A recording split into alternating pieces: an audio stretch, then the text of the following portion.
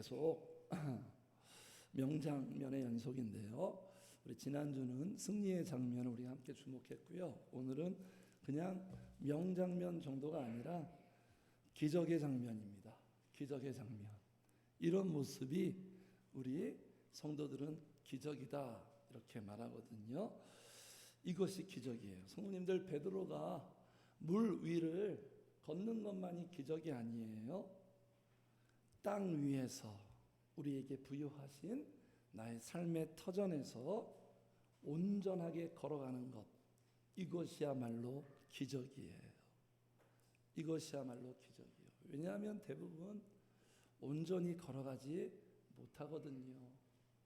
이렇게 사는 게 기적입니다. 그래서 최고의 기적은 뭐냐, 우리 다 알고 있죠, 성도님들. 최고의 기적.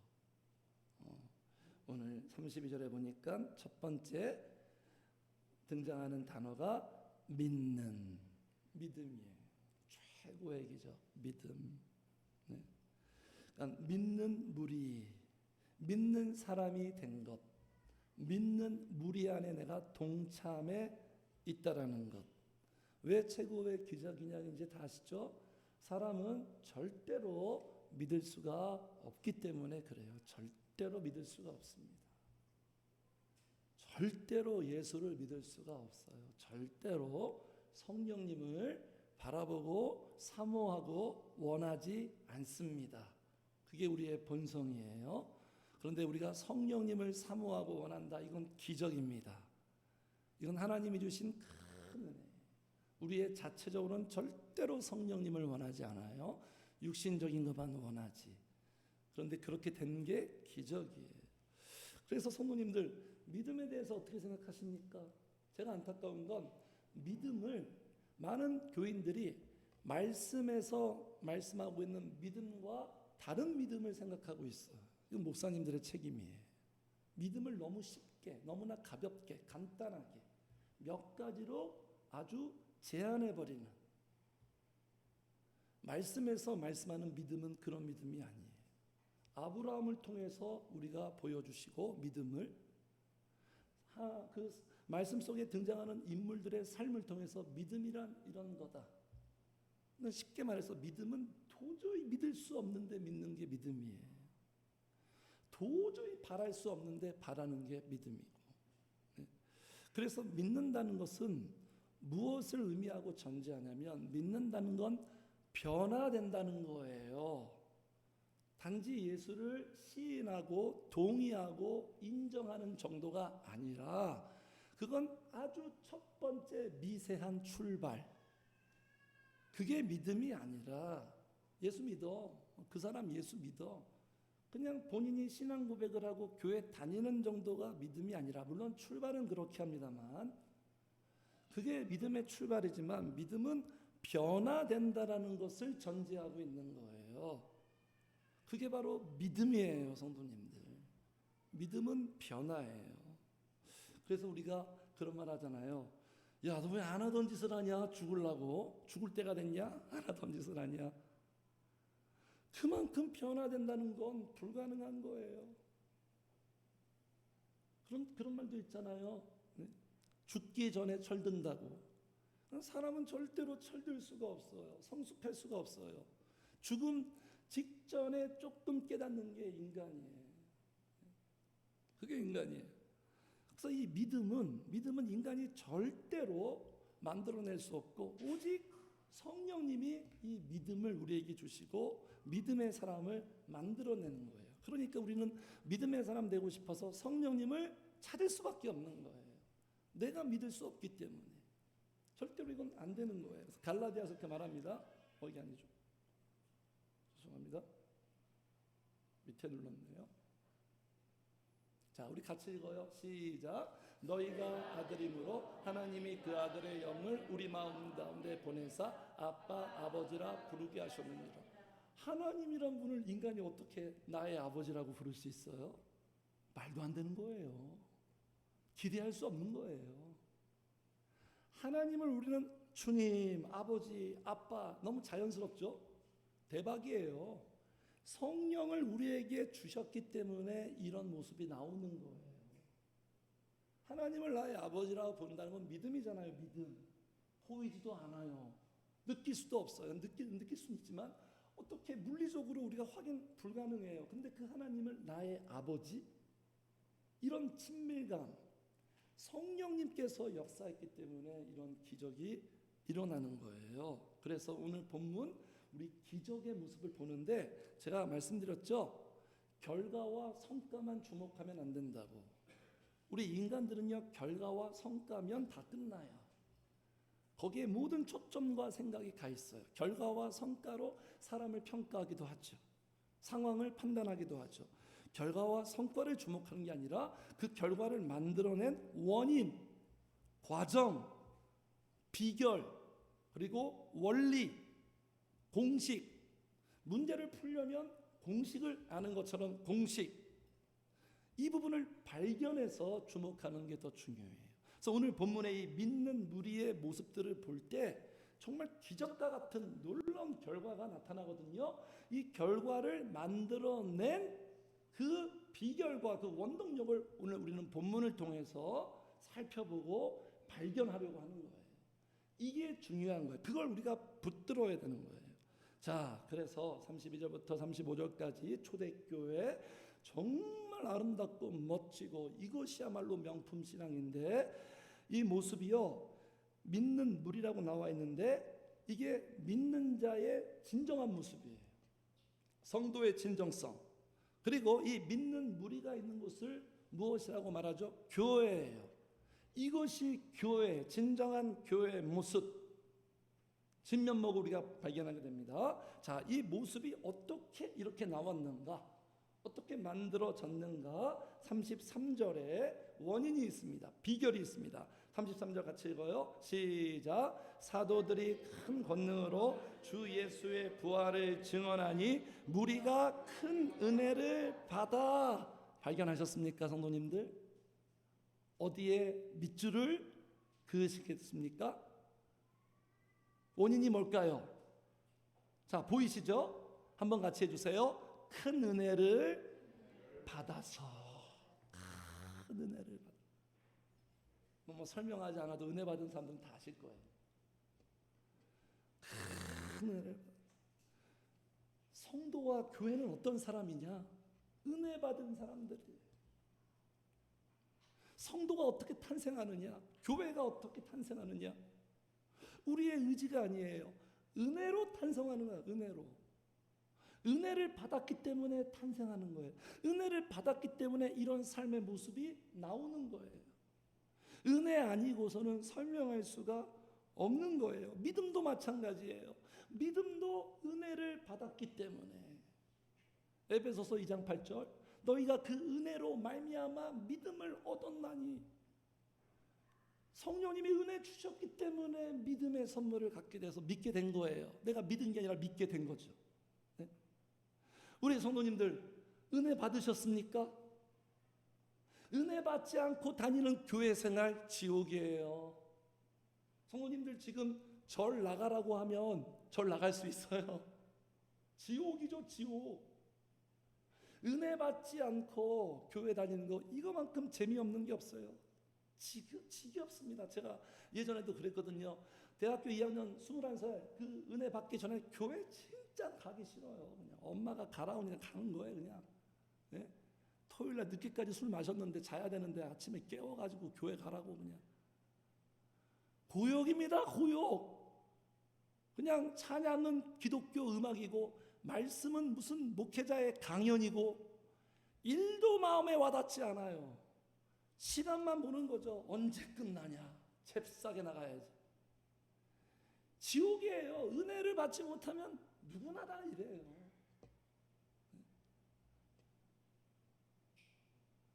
은혜를 받으셨습니까, 우리 성도님들? 오늘 본문의 표현대로 큰 은혜를 받은 적이 있나요? 그 사람 정말로 못 받은 사람. 큰 은혜를 받은 적이 있나요? 네. 그래서 은혜 받으면 사람이 사랑에 빠지면 막 유치해지고 막 로맨틱해지는 것처럼 은혜 받으면 그 은혜 받은 자의 표상이 바로 다윗이에요. 다윗을 보면 하나님의 은혜가 이런 거다. 다윗을 통해서 하나님이 보여주시는 거예요. 네? 은혜의 인물이에요. 은혜 받으면 어떤 모습이 나오죠? 다윗이 어떤 고백을 하죠? 연인과 같은 막 고백을 하죠. 저는 이 고백을 참 좋아해요. 성도님들의 마음속에 항상 이 마음이 있어야 돼요. 한번 같이 합시다. 내가 무엇이간데. 은혜가 있는 사람들은 이 고백이 있어. 내가 무엇이간데. 나 같은 게 뭔데 내게 이렇게 은혜를 주셨습니까?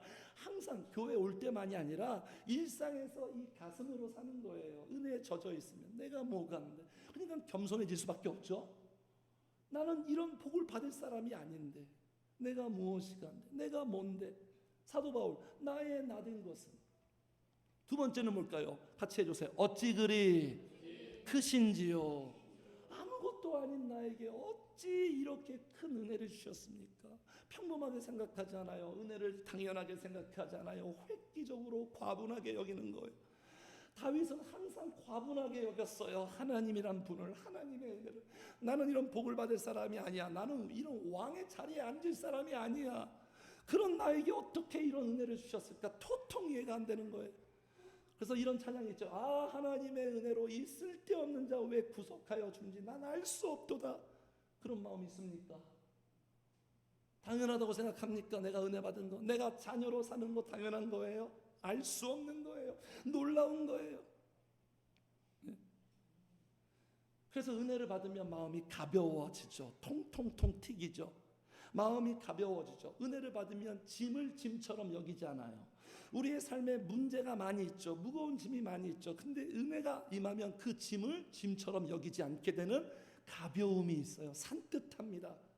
마음의 컨디션이 아주 좋아요. 그리고 얼굴이 환해지죠. 얼굴이 환해집니다. 종종 성도님들 거울을 통해서 자신의 얼굴을 확인해 보세요. 내 얼굴은 내 영혼의 상태를 반영하는 창문이니까. 내 얼굴이 환한지 어두운지. 은혜 받으면 너무너무 이뻐져요. 그냥 절세 미인이 되고 엄청난 미남이 되는 거예요. 사람은 은혜를 받아야 이뻐지는 거예요. 성령한다고 이뻐지는 게 아니라 성령을 받아야 이뻐지는 거예요. 환해져, 눈부시게. 그래서 은혜가 넘쳐야 되는 거예요. 은혜가 고갈되면 안 됩니다. 세상 사람들은 물질이 고갈되면 못 살듯이 우리는요, 물질이 아니라 은혜가 고갈되면 못 살아요. 이게 정상이에요. 불편해야 돼요. 힘들어야 돼요. 깝깝해야 돼요. 근데 은혜가 없는데도 그냥 잘 사는 것 같다? 뭔가 문제 있는 거 아닙니까, 성도님들? 은혜가 궁핍하면 안 돼요. 그러면 메말라집니다. 내 영혼이 메말라져요. 메말라져요. 딱딱해져요. 굳어져요. 그러면 완고해지죠. 고집이 생기죠. 내 생각대로 살죠. 그렇게 되면 순종하기가 쉽지 않죠. 순종은 부드러움으로 하는 거예요. 부드러움. 부드러움은 은혜를 받을 때 마음이 부드러워지는 거예요. 그래서 은혜가 없으면 힘이 없는 거예요. 성도님들, 그래서 큰 은혜를 받았어요. 우리 성도님들의 삶 속에 큰 은혜가 넘치시기를 주의 이름 축복합니다. 큰 은혜를 받았어요. 큰 은혜를 어떻게 받았을까요? 그냥 받았나요? 가만히 있는데 그냥 하늘에서 성령님이 막 부어주셨나요? 그런 일은 이 세상에 없다. 이 세상의 모든 일들이 그냥 되는 것은 한 가지도 없다. 영적이든 육신적인 일이든 다 이유가 있어요. 그 이유가 뭘까요? 33절에 다 지금 여기에 나와 있습니다. 33절 다시 한번 읽어요. 시작. 사도들이 큰 권능으로 주 예수의 부활을 증언하니 무리가 큰 은혜를 받아. 이 사람들이 누구를 통하여? 사도들을 통하여. 하나님은 어떻게 은혜를 주시느냐? 영적인 사람을 통해. 우리 알잖아요. 하나님은 사람을 통해서 일하시잖아요. 천사를 통해서 일하지 않아요. 사람을 통해, 영적인 사람을 통해서 그가 통로가 돼서 흘러가는 거예요. 은혜가 흘러가는 거예요. 자, 이 사도들을 통해서 은혜를 받았는데 사도들의 어떤 것을 통해 은혜를 받았냐면 사도들이 큰 권능으로 주 예수의 부활을 증언하니 무리가 큰 은혜를 받아. 무엇으로 은혜 받은 거예요? 말씀으로 은혜 받은 거예요. 말씀으로. 사도들이 전해주는 하나님의 말씀을 듣고 큰 은혜를 받았어요. 그러니까 우리에게 말씀이 이렇게 중요한 거예요, 성도님. 성령은 말씀을 통해서 역사하거든요. 말씀이 너무, 그러니까 말씀을 가까이 하면 내가 은혜 받을 기회가 많아지는 거고, 말씀과 동떨어지면 은혜 받을 기회를 내가 스스로 저버릴 수 있는 거예요.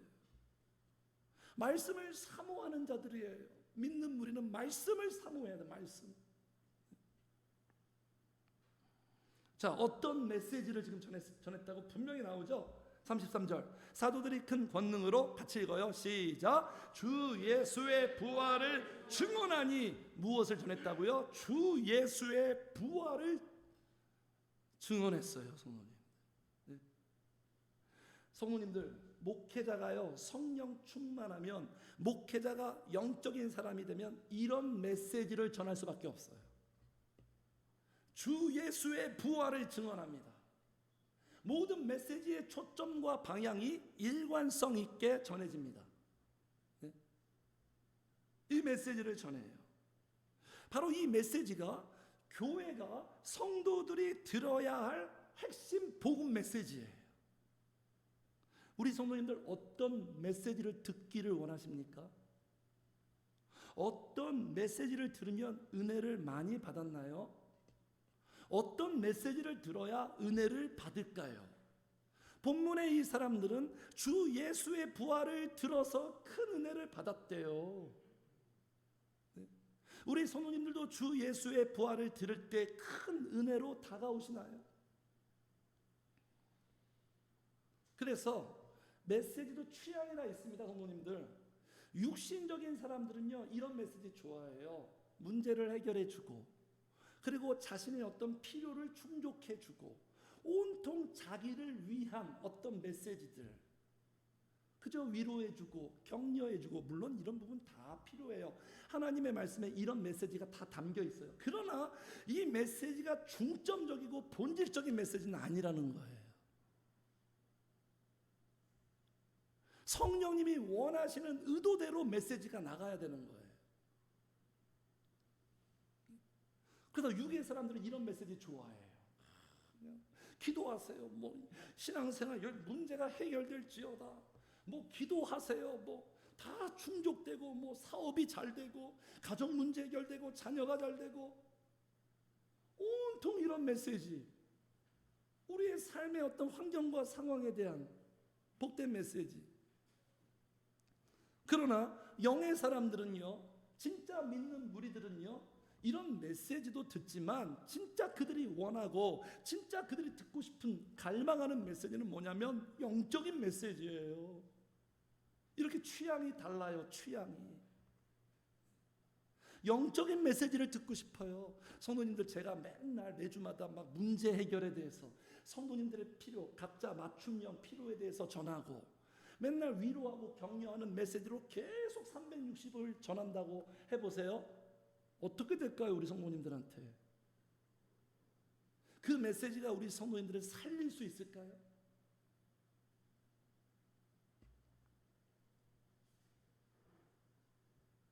그러니까 문제를 해결해주고, 우리의 필요를 충족해주고, 위로해주고, 격려하는 이 모든 요소들이 이 주 예수의 부활 메시지 속에 사실은 다 담겨 있습니다. 다 담겨 있어요. 그냥 하나님이 한쪽 측면만, 육신적인 것 다 무시하고 영적인 것만 치고 들어가는 분이 아니에요. 그래서 성도님들, 이 부활의 메시지가 왜 우리에게 영향을 주고, 부활의 메시지가 왜 우리에게 은혜가 될까요? 성도님들, 부활의 메시지를 들으면 왜 믿는 우리들은 은혜를 받을까요? 부활의 메시지의 그 의미가 뭐예요? 부활은 뭐예요? 주 예수의 부활이잖아요. 주 예수, 주님이, 한번 같이 해주세요. 살아계신다. 하나님이 살아계신다. 누가 뭐라고 해도 그분은 살아계신다. 하나님은 죽은 분이 아니다. 그 하나님이 살아계셔서 나와 함께 하신다. 나와 함께 계신다. 살아계신다는 건 뭘 의미하는 거예요? 일하신다. 한 번도 쉬지 않고 은혜 베풀기를 그치지 아니하시고 나를 위해서 일하신다. 합력하여 선을 이루신다. 새 일 행하신다. 세우신다. 다 좋은 일만 하시잖아요. 착한 일만 하시잖아요.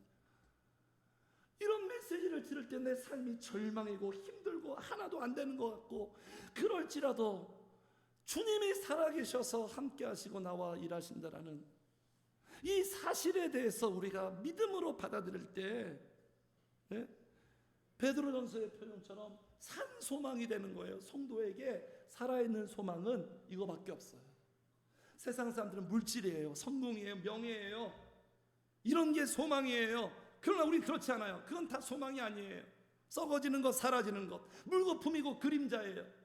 우리에게 진짜 영원 불변한 산 소망, 진짜 소망, 하나님이 살아계신다. 그분이 살아계신다. 그분이 나와 함께 계신다. 이 소망만 있으면 어떤 절망이라도 우리가 일어날 수 있어요. 다시 할 수 있어요. 무너지지 않아요. 네. 그래서 그 마틴 루터, 제가 종종 얘기하죠. 종교개혁자 루터가 포기하려고 했어요. 너무 힘들어요. 정부와 혼자 싸우는 거예요. 이거 어떻게 이깁니까? 기득권하고의 싸움인데. 그래서 포기하려고 했더니 마누라가, 그러니까 루터도 마누라를 잘 만났어요. 마누라 때문에 종교개혁 성공했어요. 마누라가 장례식을 하는 거예요. 누구 장례식? 하나님 장례식. 루터가 노발대발이죠. 하나님이 어떻게 죽어? 그러니까 이렇게 말하죠. 당신이, 하나님이 지금 살아있지 않고, 하나님이 지금 살아계시는데 하나님이 죽어있기 때문에 당신이 이렇게 낙심하고 절망하는 거 아니냐.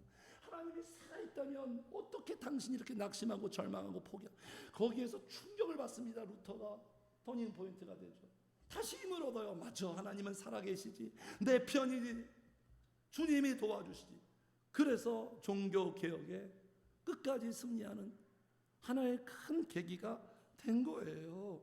그래서 하나님이 살아계신다라는 이 확신, 그리고 이 살아계신 주님을 내가 그냥 설교 시간에 듣는 게 아니라 내 마음이 정말로 하나님이 리얼하게, 성령님이 리얼하게 나와 함께 하신다는 그 영적인 감각이 있어야 되는 거예요.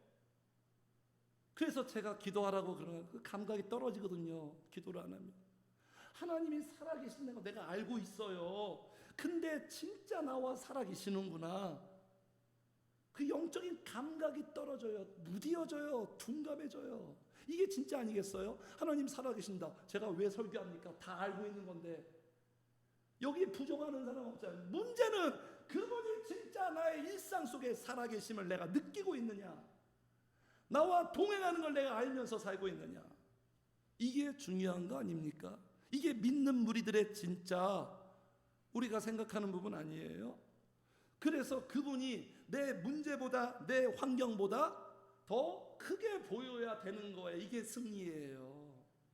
하나님의 승리 방식은 문제를 해결해 주는 게 아니라 내 삶의 문제보다, 내 어려운 환경보다 하나님이 더 크게 보여야 돼요. 골리앗보다 하나님이 더 크게 보여야 돼요. 엘리사가 그랬죠. 엘리사 한 명 잡으려고 아람 군대가 총출동 동원했어요. 엘리사의 집안을 다 둘러싸였어요. 이제는 도간에 든 쥐예요. 이제 딱 죽는 일만 남았어요. 게하시가 난리가 났습니다. 선생님 보세요, 아람 군대가 우리 집을 포위했습니다.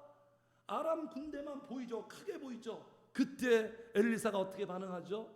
느긋하고 여유롭고 게하시한테 우리를 포위하고 있는 이 아람 군대를 하나님이 보내신 불말과 불명거가 포위하고 있는 걸 엘리사가 보고 있는 거예요. 느긋하죠. 게하시가 보지 못하는 걸 엘리사는 보고 있는 거예요. 항상 이게 승리예요. 우리의 삶에 항상 문제 많잖아요. 그냥 환경, 내 눈에 보이는 게 다 절망 아닙니까?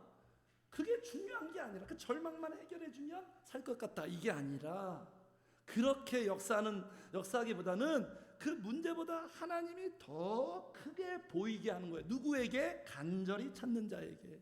나를 나타내리라, 나를 보이리라 기도하는 자가 이 복을 누리는 거지. 설교로 이게 해결이 될까요, 성도님들? 그래서 승리하는 거예요.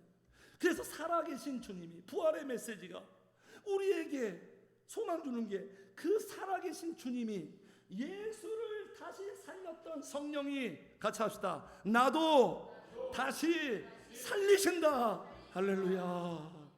나를 살리는 분이에요. 부활의 메시지가. 나는 살아갈 수가 없어요. 나는 지쳤어요.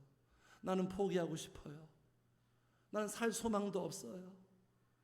이렇게 주저앉아 있고 깊은 수렁에 빠져 있는 나에게 마른 뼈와 같은 나를 다시 살려요. 이 메시지를 전해줘야 되는 거예요. 다시 살리시는 주의 성령. 어떻게 살립니까? 내 영을 먼저 살리잖아요. 내 영을 먼저 살리잖아요. 영을 누가 살려요? 이 지구촌에 있는 어떤 존재가 영을 살려요? 목사님이 영을 살려요?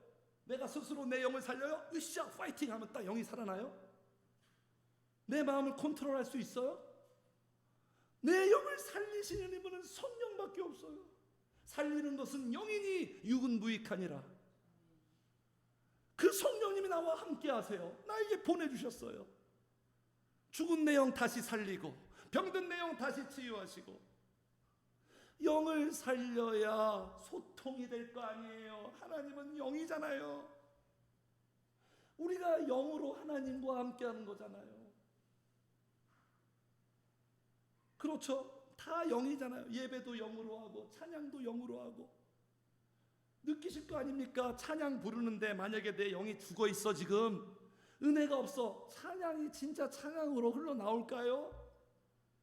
그냥 내 목에 의해서, 성대에 의해서 노래를 하고 있는 것뿐이죠. 열심히.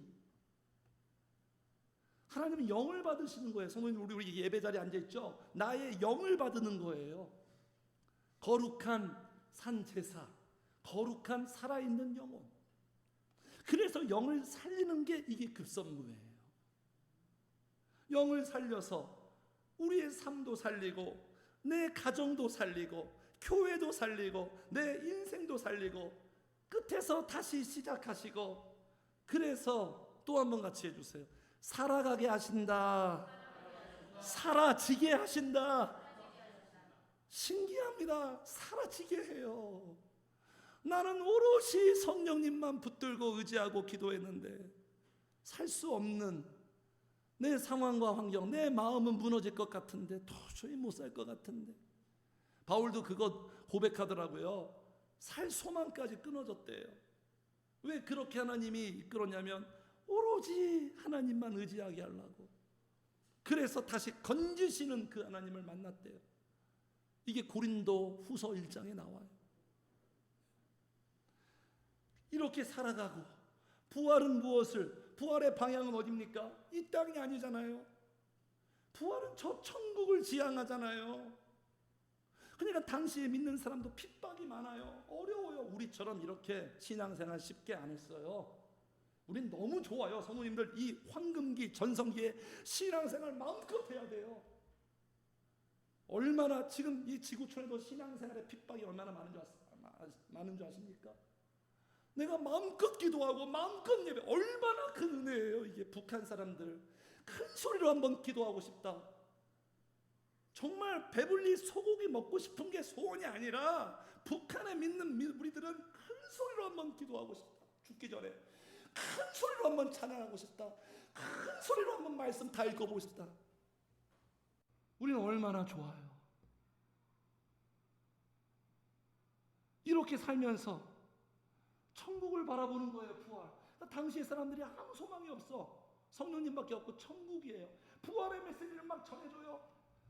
하나님이 우리에게 마련하시고 준비하신 저 천국, 영원한 영광, 천국으로 자꾸 시선을 인도합니다. 성도님들, 천국을 생각하며 살고 계십니까? 삶이 분주하고 정신없어서 한 번도 천국을 생각해 본 적이 없으시죠? 쉽지 않죠? 왜 자꾸 우리는 저 천국을 바라보게 하죠? 이 땅은 내 집이 아니니까. 이 땅은 내 집이 아니니까. 우린 누구예요? 우린 나그네예요. 나그네. 나그네는 집이 없는 사람들이에요. 우리는 순례자예요. 우리는 하나님이 이 땅에 출장 보냈어요. 그래서 부활의 메시지를 들으면 맞아. 나의 집은 천국에 있지. 나의 처소는 성령님 품이지.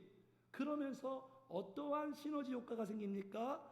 이 땅에 승부를 걸려고, 이 땅에서 그냥 무조건 성공, 이 땅에서 무조건 잘 먹고 잘 살고 이 땅에 올인하려고 하는 그 집착과 애착에서 우리를 건져주는 거예요. 부활의 메시지가.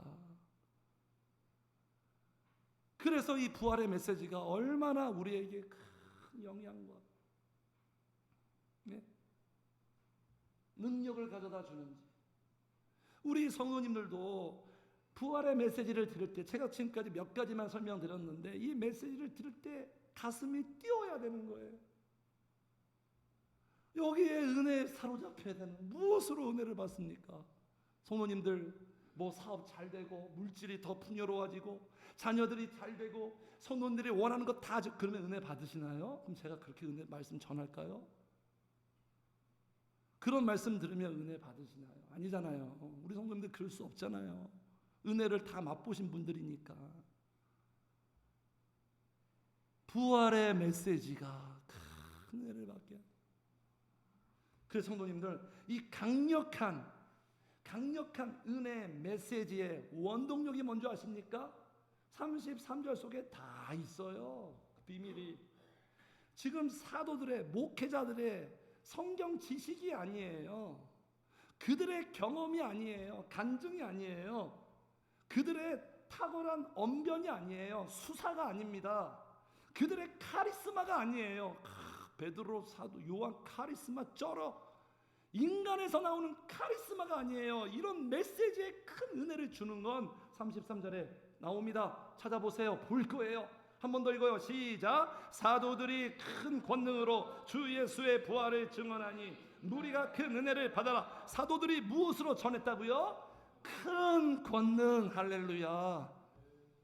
큰 권능이에요. 큰 권능. 큰 권능. 이 큰 권능이 있기 때문에 큰 은혜를 받은 거예요. 그래서 말씀은요, 이 큰 권능이 뭡니까? 알죠? 성령의 역사예요. 성령의 능력이에요. 성령의 능력과 성령의 역사. 사도들은요, 목회자는, 교회는 이 성령의 능력과 역사가 반드시 있어야 돼요. 성령의 능력으로 말씀 전하는 거예요. 지식으로 전하는 게 아니에요. 경험을 전하는 게 아니에요. 그래가지고 은혜 받을 수 없어요. 살아날 수가 없어요. 성령의 역사야지만 살아나잖아요. 그래서 말씀은요, 성령의 능력과 감동과 역사가 있을 때만 효력을 발휘합니다. 그렇게 돼 있어요. 말씀은. 성령의 능력이 없으면 그건 달콤한 지식이에요. 지적인 희열만 주는 거예요. 그래서 말씀 충만은 성령 충만이에요. 성령 충만은 말씀 충만이에요. 성령님은 영적인 메시지를 전하게 해요. 부활의 메시지를 전해요. 살리려고.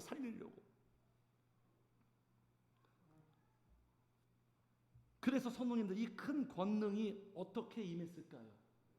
말씀드렸죠. 그냥 되는 건 하나도 없다고. 그냥 되는 건 하나도 없다고 말씀드렸죠. 그냥 사도들이 이뻐서 그냥 큰 권능 막 부어줘요, 하나님이? 큰 권능은 오늘 말씀 제목이 기적을 만들어내는 것. 이 큰 권능, 이 기적, 이 큰 은혜는 기도와 성령이 만들어내는 거예요.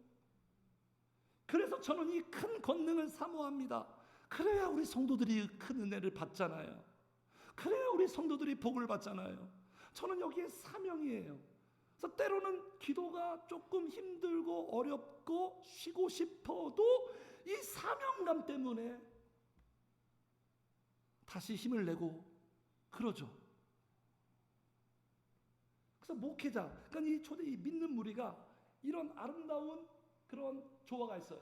목회자도 기도하고, 목회자만 기도하는 게 아니라 이 믿는 무리 속에 사도도 있고 성도도 있는데요. 사도도 기도하고 성도도 기도했다라는 거예요. 그래서 이 큰 권능이 임해서 서로 윈윈 효과 주고받은 거예요. 교회란 이런 곳이에요, 성도님들. 기도를 하니까 성도들의 마음이 어떤 마음? 사모함이 생길 거 아니에요. 기도를 안 하는데 사모함이 생겨요? 아, 내가 사모해야지. 오늘은 사모하는 마음으로 가야지. 이게 쉽지 않아요. 우리의 내면이 우리 영혼의 이 성질을 알아야 돼요. 성질. 인간을 알아야 돼요. 인간의 영적인 구조, 여기에 상황을 알아야 되는 거예요. 기도를 해야 사모함이 생겨요. 기도를 하지 않는데 사모함이 생길까요?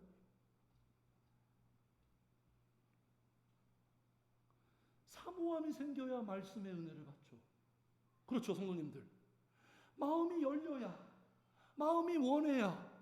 아, 오늘 목사님이 어떤 설교를 할까?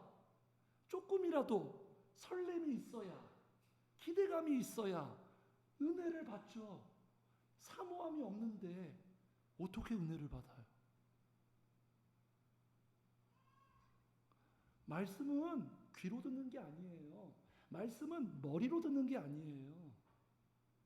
말씀은 무엇으로 듣는 거예요? 같이 해주세요. 내 영으로 듣는다. 말씀은 내 영으로 듣는 거예요. 그래서 예수님 말씀하셨죠. 저희가 듣기는 들어도 듣지 못하고 보기는 보아도 보지 못한다. 왜요? 영적인 상태가 죽어 있으니까. 그래서 영적인 상태가 이렇게 중요한 거예요. 영적인 상태가 이렇게 중요한 거예요, 성도님들.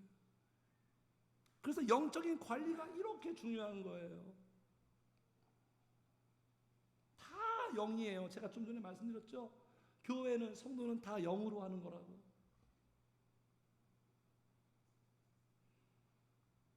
그래서 우리 몸도요, 아프면, 몸이 아프면, 위가 아프면, 장이 안 좋으면 못 먹잖아요. 먹고 싶은 생각도 없잖아요. 입맛 떨어져서. 내 앞에 아무리 맛있는 산의 진미가 있을지라도 한 숟갈 뜰 수가 없어요. 못 먹습니다. 그래서 우리가 영적인 상태가 죽으면 감을 잃어요. 맛을 잃어요. 저는 이랬으면 좋겠어요. 제가 부족하지만 저도 기도하면서 성령님을 의지할 때 성도님들께 말씀을 전하면 성도님들이 그 말씀을 받아 먹었으면 좋겠고요. 그리고 그 말씀의 맛을 느꼈으면 좋겠어요. 아, 맛있다. 시편에 너희는 여호와의 선하심을 맛보아할지어다. 말씀에 시편 119편 다윗이 얼마나 말씀이 맛있어서 막 후기를 막 적잖아요. 너무 꿀송이 같고 막 먹으려고 난 새벽에 일어나고 막 난리치잖아요. 그런데 그 내 영이, 내 영적 상태가 좋아야 말씀의 맛을 느끼는 거지. 내 영적인 상태가 지금 아픈데 말씀의 맛을 느끼기가 어렵죠. 어렵죠. 그러니까 영혼을 살리려고 그러는 거예요. 먹고 싶은 마음도 안 생기죠. 이게 제일 문제예요. 사모함이 안 생기는 거, 의욕이 안 생기는 거, 먹고 싶은 마음. 그래서 저는 이랬으면 좋겠어요. 우리 성도님들이 교회에 올 때, 성도님들이 생각할 때 우리 늘충만교회는 진짜 영적인 거 하나도 없어. 은혜가 하나도 없어. 목회자의, 목사님의 설교 진짜 못 들어주겠어. 그런 정도가 아니라면, 그런 상태가 아니라고 생각하고 있다면 교회에 올 때 이랬으면 좋겠어요. 부푼 마음으로, 부푼 마음으로, 사모하는 마음으로.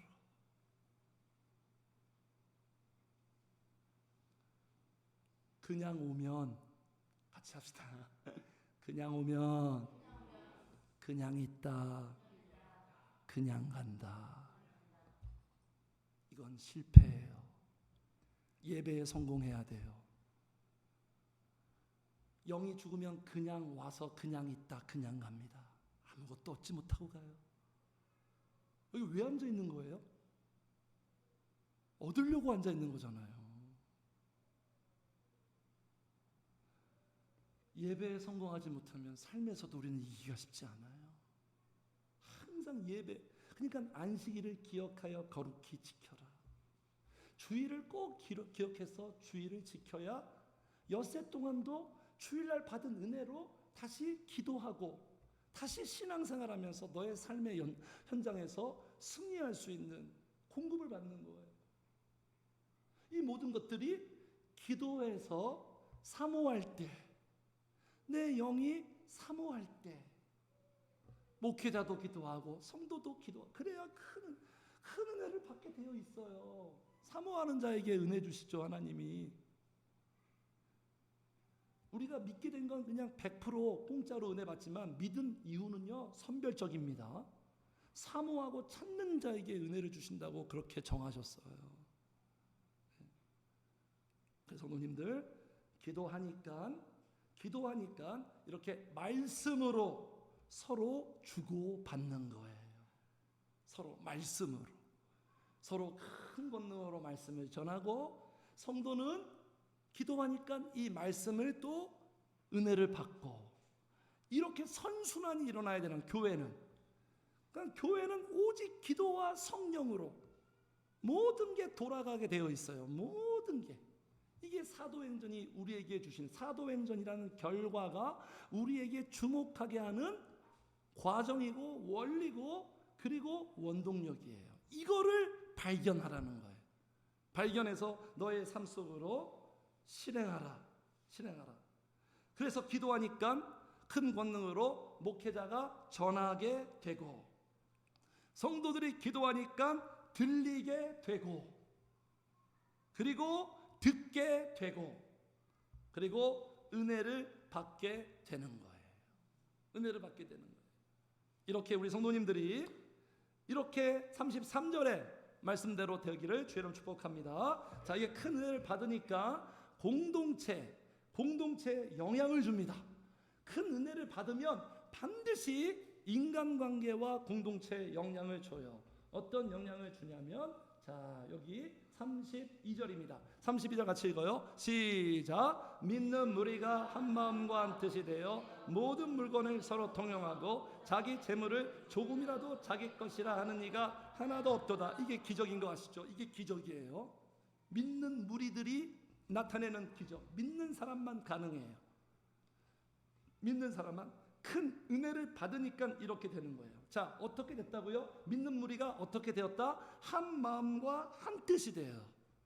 사람이 한 마음과 한 뜻이 되는 게, 이게 엄청난 기적이라는 건 다 아실 거예요. 인간은 절대로 하나 되지 못합니다. 인간은 절대로 통합이 안 되는 거예요. 왜 그런 줄 아십니까? 다 자기 중심이기 때문에 그래요. 자기 중심이기 때문에 절대로 어울릴 수가 없어요. 어울림이 안 돼요. 제자들 보세요, 성도님들. 제자들도 주님과 하나가 못 됐어요.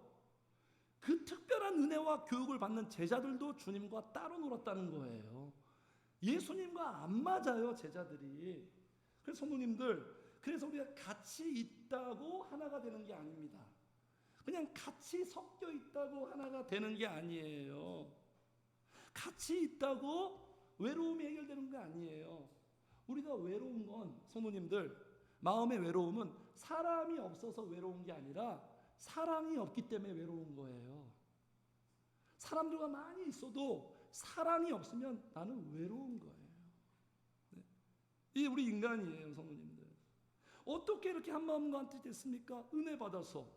더 위로 올라가면 기도와 성령으로, 믿는 무리들이 기도와 성령으로, 그러니까 은혜가 받아서 이렇게 하나가 된 거, 기적이 만들어낸 거예요.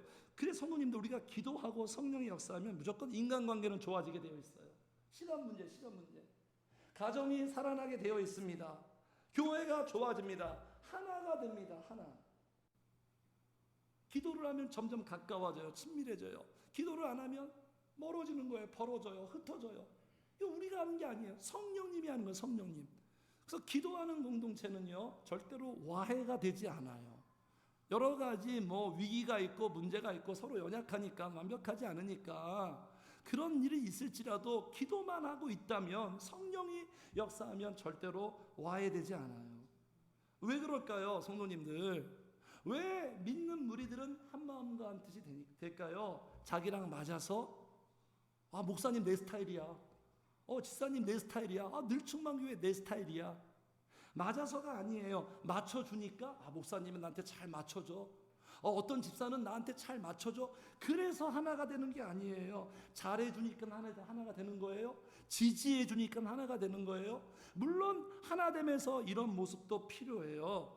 하나됨의 가장 비결은 뭐냐면, 또 같이 해주세요. 같은 분을 소유하고 있기 때문에, 같은 분을 소유하고 모시고 있기 때문에, 그래서 하나 되는 거예요.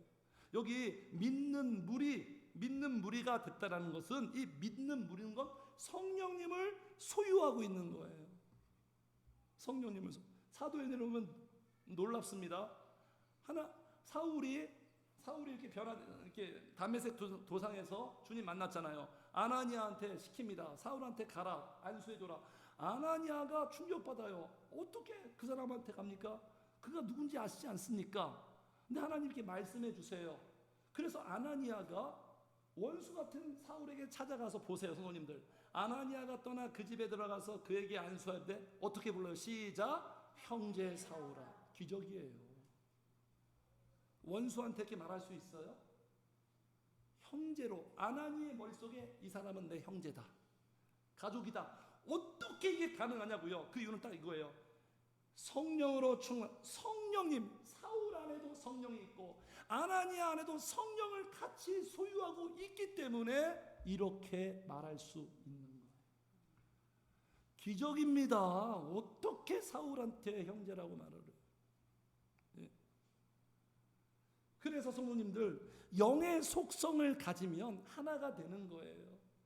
영의 속성을 가지면 성령의 마음을 가진 거예요. 성령의 생각으로 생각하고, 성령의 언어로 말하고, 성령의 행동으로 행동하고, 내 마음의 질과 내 마음의 결이 다 성령님스러워지는 거예요. 그러면 어떻게 보이겠습니까? 그 사람이 연약하고 부족해도 사랑스럽게 보이잖아요. 이쁘게 보이잖아요. 불쌍히 여기게 보이는 거잖아요.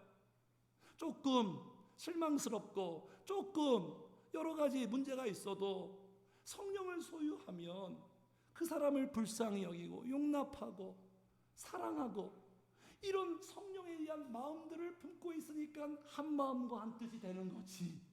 서로 잘해주니까 한 마음 한 뜻이 되나요? 그 잘해준 정도가 어느 정도의 우리 인간이 얼만큼 잘해줄 수가 있어요? 성령이 아니면 절대로 하나가 될 수가 없어요. 네.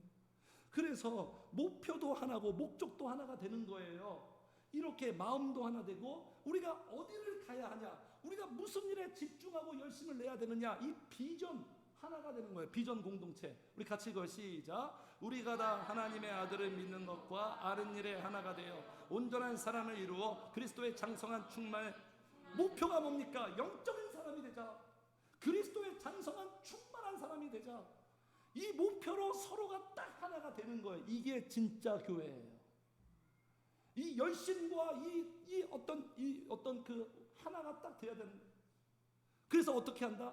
하나님의 아들을 믿는 것과 아는 일에 여기에 집중하는 거예요. 주님을 알자, 주님을 만나자. 그러니까 말씀과 기도에 집중할 수밖에 없죠. 믿는 일에 하나가 되어 온전한 사람이 이런 사람이에요. 예, 주님을 믿고 주님을 아는 사람, 이런 사람이 온전한 사람이에요. 이렇게 목표가 하나가 되는 거예요. 그래서 은혜를 받으니까 한 마음 한 뜻이 되고요. 32절, 믿는 무리가 한 마음 한 뜻이 되어 모든 문고를 서로 통하고, 같이 읽어요. 시작. 자기 재물을 조금이라도 자기 것이라 하는 이가 하나도 없도다. 놀랍죠? 소유욕의 변화가 생깁니다. 자기 것을 자기 것으로 여기지 않는다는 게 인간이 가능하냐고요. 네?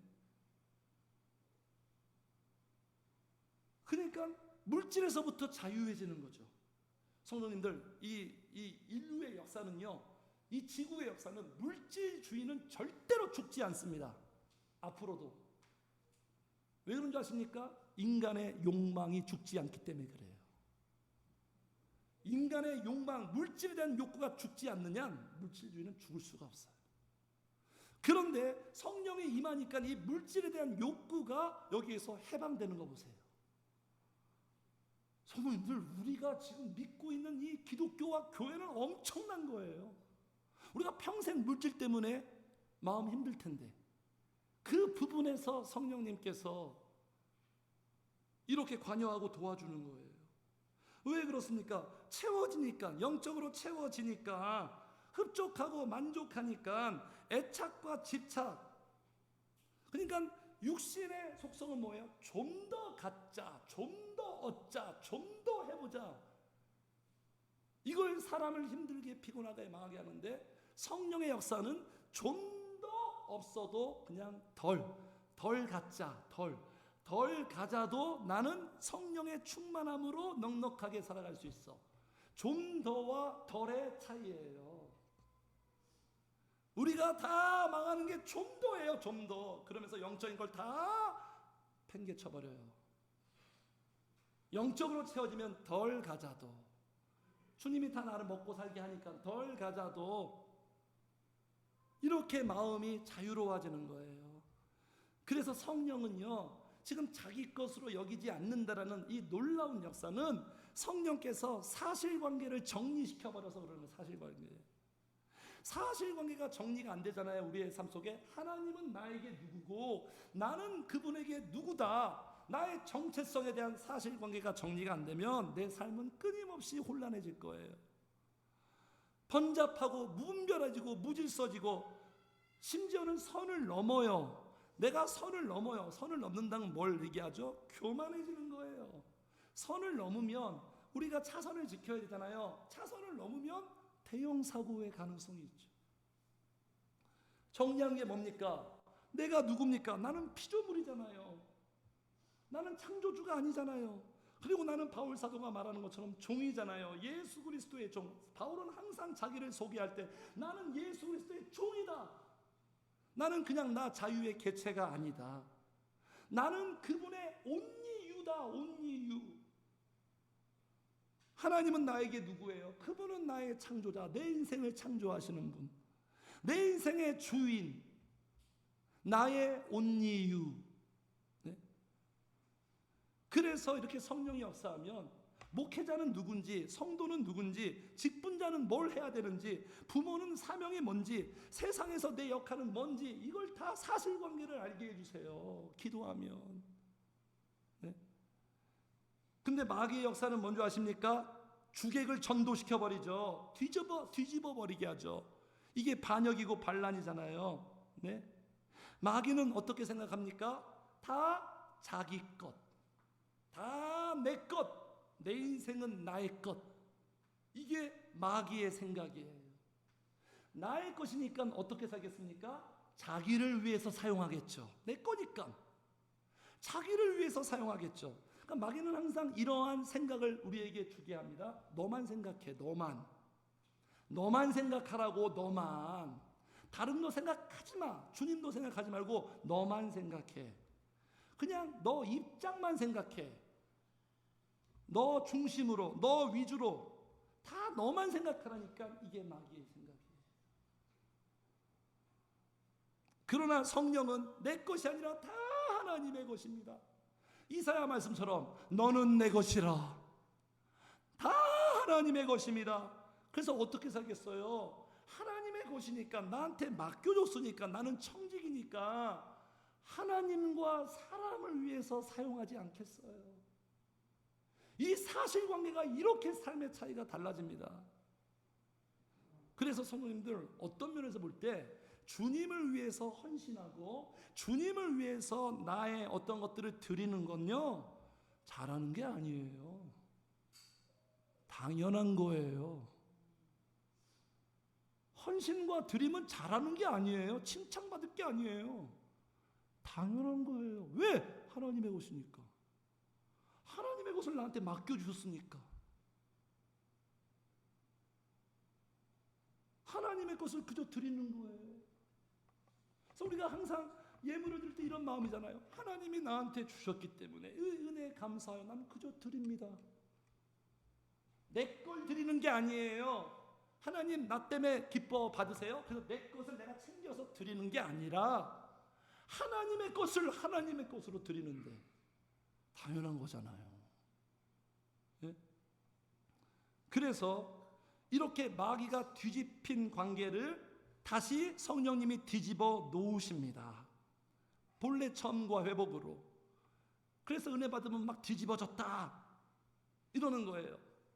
마지막 1분만 하겠습니다. 여기 마지막 은혜를 받으니까 34절 같이 읽어요. 시작. 그 중에 가난한 사람이 없으니 이는 밭과 집 있는 잔 팔아 그 판 것의 값을 가져다가. 은혜 받으면 어떻게 되냐면 나누게 됩니다. 나누게 돼요. 철저하게 나누게 돼요. 기적이 나왔죠. 34절에 가난한 사람이 없대요. 이 말이 됩니까? 아무리 세상이 좋아지고 경제 시스템이 민주적으로 돌아가도 가난한 사람은 있기 마련이에요. 근데 이놈의 공동체는 도대체 어떤 공동체인지 가난한 사람이 없대요. 왜 이래요? 죄송합니다, 성도님들.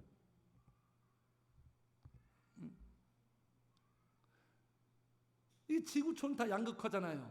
있는 사람은 있고 없는 사람은 없고. 네? 그러니까 왜 이런 사회 제도적으로 왜 가난한 사람이 이렇게 극단적으로 양극화가 되냐면 이 모든 사회 제도 시스템이 성도님들 있는 사람들이 다 주관하기 때문에 그렇기 때문에 그래요. 그럼 그 사람들이 왜 그렇게 합니까? 기득권을 포기하기 싫으니까. 자기들이 더 누리고 싶으니까. 왜 누리고 싶습니까? 왜 자기들이 다 계속 누리려고 하죠? 다 자기 거라고 생각하니까. 자기 거라고 생각하니까 독식하고 독점하고 싶은 거예요. 그래서 세상이 이렇게 되는 거예요. 세상이 불평등이잖아요. 그래서 이 가난 해결이 뭐죠? 자, 34절. 그 중에 가난한 사람이 없으니 이는 밭과 집 있는 자를 팔아 그 판 것의 값을 가져다가. 35절 같이 읽어. 시작. 사도들의 발 앞에 두매 그들이 각 사람의 필요를 따라 나누어 줌이라. 나누어 줬기 때문에 가난한 자가 없는 거예요. 이 교회가 돈이 많아서 그런 게 아니라. 돈이 없죠, 이 교회는. 서로 나누어 주기 때문에 가난한 사람이 없는 거예요. 이걸 주님이 원하는 거예요. 제가 말씀드리죠. 더 돈이 많았으면 좋겠다고. 우리 성도들, 가난한 성도들 정말 팍팍팍 도와주고 싶어요.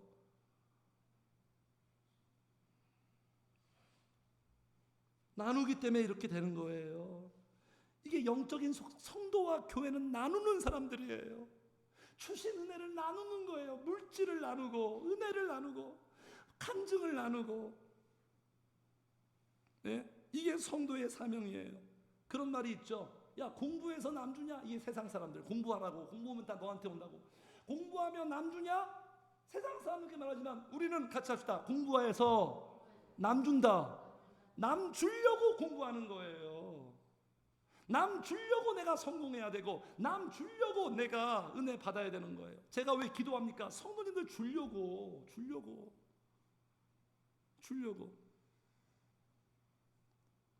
기도하고 성령 충만하면 남 주게 되어 있습니다. 네. 그래서 잠언의 말씀 보고 마칠게요. 우리 같이 읽어요. 시작. 흩어 구제하여도 더 구하게 되는 일이 있나니 과도히 아껴도 가난하게 돼. 구제했는데 더 구하게 된대요. 우리 인간은 그렇죠. 뭐가 주면 마이너스처럼 생각하면 마이너스. 주는데 더 구하게 하세요. 또 시작. 구제를 좋아하는 자는 풍족하여질 것이요 남을 윤택하게 하는 자는 자기도 윤택. 구제를 좋아하면 풍족해진대요. 많은 사람들의 간증이 있어요. 나눌 때, 드릴 때 더 풍족해졌더라. 신기하더라. 마지막 시작. 가난한 자를 구제하는 자는 궁핍하지 아니하려와 못 본 채 하는 자에게는 저주다. 저주까지 표현 써버린대요. 이렇게 나누게 되는 거예요. 이것이 기적이에요. 제가 지금 오랜 시간 설교를 했는데 이것이 기적이고 이것이 믿는 자의 무리예요. 이것이 교회랍니다. 성도님들. 이 기적을 만들어낸 게 뭐라고요? 큰 은혜를 받았다는 거예요. 그 은혜는 성도들과 목사님의 기도와 성령으로 주시는 큰 권능. 그 권능으로 한 마음 한 뜻이 되고 자기 것으로 여기지 않고 나누는 이 놀라운 기적과 같은 삶. 이런 삶을 살라고 성령님이 우리 한 사람 한 사람을 불러내셨습니다. 사도행전의 흐름을 따라가셔서 기도와 성령으로 기적의 삶이 만들어지기를 주의 이름으로 축복합니다. 아멘. 찬양하겠습니다. 421장